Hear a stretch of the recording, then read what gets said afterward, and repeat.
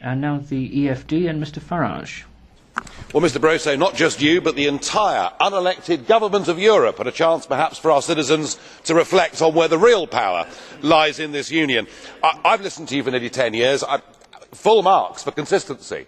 You know, you're a man that likes fixed ideology. You probably picked it up when you were a communist or Maoist or whatever you were.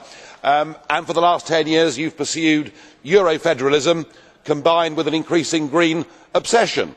And yeah, it's been good.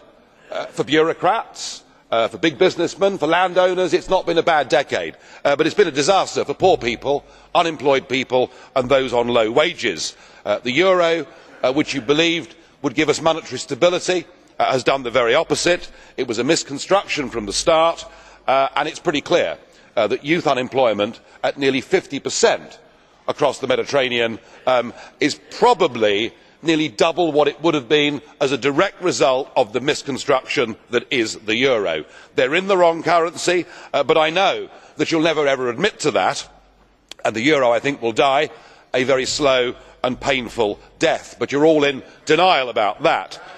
But that I find really more interesting. You keep telling us that climate change is an absolute top priority, and you have been greeted with almost hysteria in this place over the last 10 years. Well, those of us that have been sceptical about this have been mocked, derided, called deniers. We have argued from the start that the science was not settled, and we have argued very strongly that the measures we are taking to combat what may or may not be a problem are damaging our citizens, and we have been proved to be right. Tens of millions forced into fuel poverty, manufacturing industry being driven away because, of course, our competitors in China and in America are going for cheap fossil alternatives, and, of course, wind turbines blighting the landscapes and seascapes of Europe. And still today you go on about green growth. Well, the consensus is breaking behind you. You know, Commissioner Tajani the other day said that actually we face a systematic industrial massacre. It is time to stop this stupidity and to help you. There is the NASA photograph last August of the ice cap, the northern ice caps, and there is the NASA photograph this year of the ice caps. It is increased by 60% in 1 year. Leading American scientists are now saying we are going into a period of between 15 and 30 years of global cooling. We may have made one of the biggest, stupidest collective mistakes in history by getting so worried about global warming. You can reverse this in the next 7 or 8 months. You can bring down people's taxes. If you don't, they will vote on it in the European elections of next year.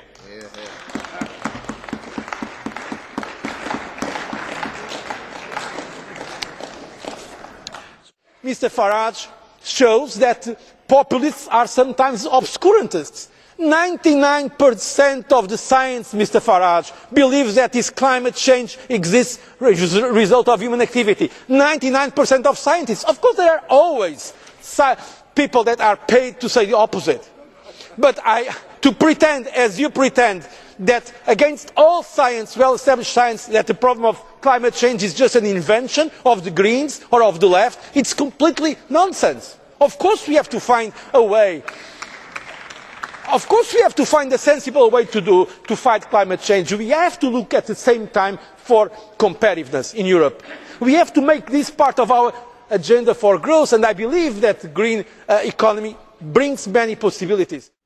Mr Callanan, you said, making a joke about possible competitors for the Commission election, that you are not interested in that job, that you are very happy with yours. Let me tell you very frankly that I think even if you were interested, you could not have a chance to be elected for President of the Commission. And you know why?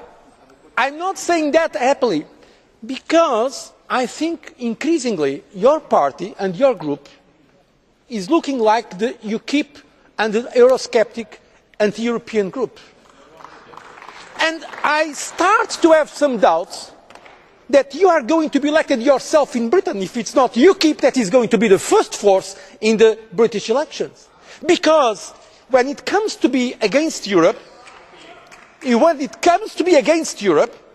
The people prefer, between the original and the copy, they prefer the original. That's probably why they are going to vote more for Mr Farage than for Mr Callanan.